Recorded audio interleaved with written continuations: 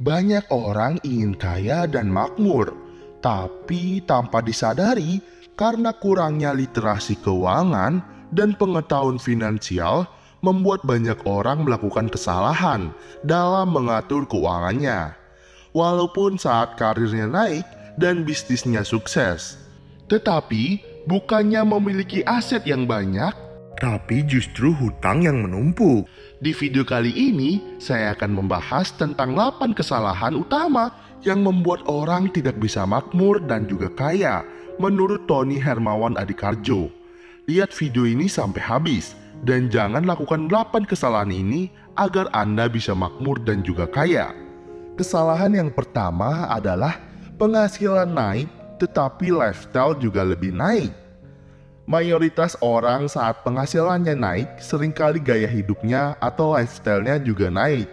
Banyak keinginan-keinginan kecil yang selama ini terpendam, seperti makan makanan yang mewah, nonton bioskop, belanja di mall, membeli handphone baru, membeli barang-barang branded seperti jam, sabuk, sepatu, atau tas untuk meningkatkan gengsi mereka di mata teman, saudara, tetangga, dan orang lain. Di samping itu, dengan kenaikan penghasilan dan karir, membuat kepercayaan institusi keuangan akan naik, sehingga dari sebelumnya tidak memiliki akses untuk melakukan hutang di institusi keuangan seperti bank finance dan lain-lain, menjadi mempunyai kemudahan dalam melakukan hutang, seperti bisa melakukan kartu kredit dan lain-lainnya. Tanpa disadari, kenaikan lifestyle atau gaya hidupnya ternyata justru lebih besar dari kenaikan penghasilannya. Disinilah seringkali terjadi awal bencana finansial seorang yang karirnya atau bisnisnya sedang naik. Bukannya saat penghasilannya sedang naik, asetnya bertambah banyak, tetapi justru saat penghasilannya naik, hutangnya yang akan bertambah banyak. Yang kedua, tidak membuat anggaran bulanan, sehingga tanpa disadari, banyak belanja yang tidak diperlukan. Banyak orang yang melakukan anggaran saat melakukan pekerjaannya di institusi atau di perusahaan-perusahaan. Ada yang namanya capex, atau bahkan di negara setiap akhir tahun selalu membuat yang namanya RAPBN, Rencana Anggaran Pendapatan dan Belanja Negara. Ini menunjukkan bahwa anggaran bulanan itu penting untuk sebuah perusahaan agar untung dan untuk sebuah negara agar bisa maju. Tetapi banyak orang tidak menyadari hal ini, sehingga tidak membuat anggaran belanja bulanan untuk keluarganya, yang membuat kondisi finansial keluarga berantakan, dan banyak orang yang jatuh miskin, walaupun kondisi ekonomi negara sedang dalam kondisi baik. Jadi, kalau kondisi Anda sedang susah, itu berarti kondisi keuangan Anda yang salah, bukan negara yang salah.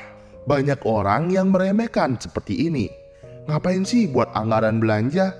Seperti ngurus negara saja. Sebetulnya kalimat itu benar.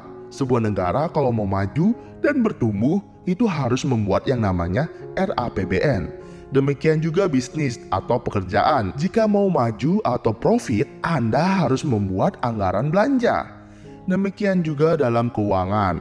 Jika Anda ingin kaya, jika Anda ingin makmur, maka Anda harus membuat perencanaan finansial atau anggaran belanja dengan membuat strategi dalam mengatur keuangan.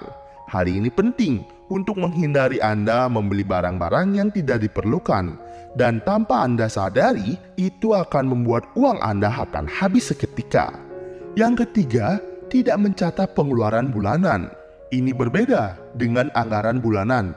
Kalau anggaran bulanan itu planning, kalau pengeluaran bulanan itu adalah setelah Anda melakukan pengeluaran, itu dicatat. Banyak orang seringkali uang yang dimiliki habis seketika karena pengeluaran yang tidak biasa. Dari hal ini disebabkan karena banyak orang merasa bahwa pencatatan pengeluaran bulanan itu menghabiskan waktu mereka karena terlalu sibuk dengan urusan pribadi mereka, terlalu sibuk dengan urusan pekerjaan, urusan keluarga, hobi, dan lain-lainnya. Bahkan banyak yang menganggap cara pengelolaan keuangan bulanan itu tidak penting. Pencatatan pengeluaran bulanan itu sangat penting sekali dilakukan untuk mengontrol penggunaan uang kita di bulan tersebut. Sehingga jika uang kita habis, kita tahu uang itu habis dibuat kemana dan belanja apa saja. Sehingga kita bisa melakukan yang namanya financial check up. Dari pengeluaran bulanan itu kita bisa tahu, kita bisa melakukan evaluasi. Sehingga misalnya kita melakukan diet keuangan, maka kita bisa mengurangi atau bahkan menghilangkan hal-hal yang bersifat yang tidak diperlukan. Jadi, mencatat pengeluaran bulanan adalah merupakan sebuah fungsi kontrol dan evaluasi terhadap pengelolaan keuangan kita, agar kita bisa mengontrol dan menata keuangan dengan baik. Yang keempat, melakukan hutang aktif untuk memenuhi keinginan bukan kebutuhan. Ingat, hutang itu harus dibayar. Pokok masih ditambah dengan bunga dan administrasi. Kesalahan yang kelima, banyak orang yang menganggap limit kartu kredit sebagai uang mereka, padahal limit kartu kredit adalah hutang yang mempunyai kewajiban yang harus dibayar, plus bunga dan biaya administrasi. Yang keenam, banyak orang belanja barang yang tidak dibutuhkan karena diskon. Saat ini, setiap kali habis gajian, banyak marketplace yang memberikan diskon besar-besaran. Kemudian saat angka kembar, angka cantik, banyak orang yang belanja di marketplace tersebut karena banyaknya diskon. Padahal sebetulnya barang-barang yang dibeli seringkali tidak terpakai atau menumpuk atau bahkan hanya dipakai sekali saja. Bahkan barang-barang itu sebetulnya tidak dibutuhkan.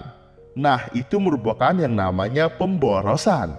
Kesalahan yang ketujuh, tidak paham pembedaan positif dan pos investasi, sehingga menggunakan dana positif yang seharusnya untuk dana darurat dan meletakkannya di pos investasi. Yang memiliki risiko permasalahan yang terjadi adalah saat dana darurat atau dana yang berjaga-jaga dibutuhkan untuk investasi, itu dalam bentuk aset yang tidak liquid atau aset yang tidak mudah dijual seperti properti, atau dalam bentuk saham yang ada kemungkinan harganya mengalami penurunan. Seharusnya kita menaruh dana positif atau saving dalam bentuk dana liquid seperti tabungan dan deposito yang bisa dicairkan sewaktu-waktu, atau dalam bentuk asuransi yang bisa kita taruh dan bisa kita cairkan sewaktu-waktu untuk bisa mengcover saat kondisi darurat atau dana untuk berjaga-jaga. Kesalahan yang ke-8 adalah investasi karena FOMO. Apa itu FOMO? FOMO adalah sebuah fenomena konsumsi kolektif di mana orang mengikuti atau meniru aktivitas konsumsi orang lain atau orang sekitarnya. Istilah ini dipopulerkan oleh penulis asal Amerika yang bernama Patrick pada tahun 2004. Melalui artikelnya, mengikuti perasaan FOMO atau Fear of Missing Out atau perasaan takut ketinggalan saat melakukan investasi, seringkali akan menimbulkan kerugian besar. Contoh investor yang mengalami kerugian karena membeli saham perusahaan yang sedang naik tinggi dan menimbulkan euforia yang berakhir dalam saham yang nyangkut di puncaknya. Contoh lainnya investasi ilegal seperti robot trading yang menimbulkan kerugian pada banyak investornya. Kemudian investasi cryptocurrency yang viral saat harganya naik tinggi dan kemudian harganya jatuh dalam waktu yang singkat. Perasaan FOMO seringkali muncul karena beberapa faktor seperti gengsi yang dapat ditunjukkan ke orang lain karena mengikuti tren, perasaan bangga karena dapat pujian dari orang lain, rasa terhubung dengan komunitas tertentu, rasa takut akan tersaingi dan diabaikan oleh teman kalau tidak mengikuti tren, dan rasa takut kehilangan peluang pada saat harga naik. Fenomena FOMO ini semakin menyebar luas dengan adanya media sosial. Contohnya seorang investor pemula yang terjebak produk robot trading yang ilegal karena terdorongnya banyak unggahan di media sosial yang memamerkan keuntungan semata, bahkan janji memperoleh keuntungan melalui investasi tersebut. Hal ini mendasari yang perlu dipahami dalam investasi agar tidak FOMO. Yang pertama, high risk, high return. Investasi apa? Aset yang menawarkan potensi pengembalian dana yang tinggi juga akan memiliki resiko yang tinggi, sehingga konsekuensinya terhadap pilihan Anda. Jangan mengeluh jika mengalami kerugian karena melakukan investasi di instrumen yang berisiko tinggi. Nah, jadikan kesalahan investasi dan kerugian itu sebagai pembelajaran finansial. Maka dari itu, teliti sebelum berinvestasi. Yang kedua, lakukan diversifikasi investasi atau melakukan investasi dalam berbagai jenis instrumen investasi untuk mengurangi risiko kerugian. Yang ketiga, saat Anda ditawarkan sebuah investasi, Anda lihat apakah imbal hasil yang ditawarkan itu wajar. Jika rasanya terlalu indah untuk dikatakan nyata atau too good to be true, maka kemungkinan besar investasi itu tidak nyata atau bahkan halus semata. Logika keuangan kita perlu diaktifkan saat berinvestasi. Pertanyaan yang harus Anda pikirkan adalah dari mana datangnya sumber keuntungan tersebut.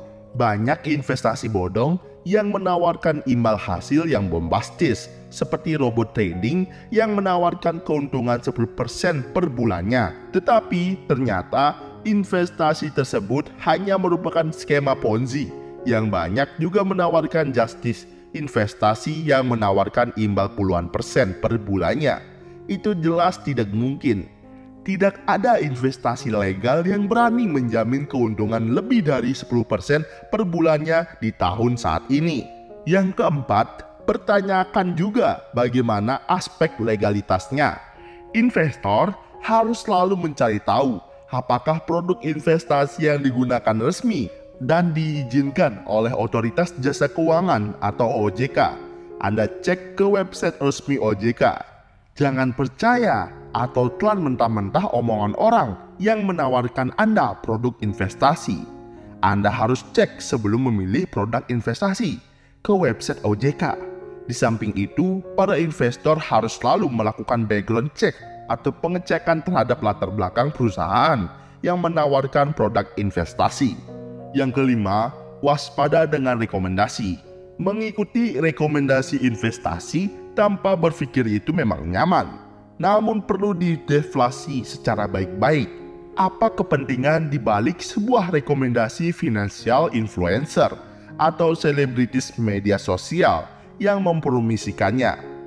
Bisa jadi memperoleh uang untuk mempromosikan suatu produk investasi.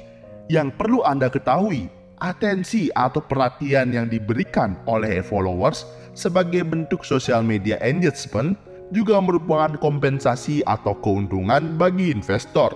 Maka dari itu, Anda ingin kaya dan makmur? Lakukan yang pertama, membuat rancangan anggaran belanja dengan membuat strategi keuangan.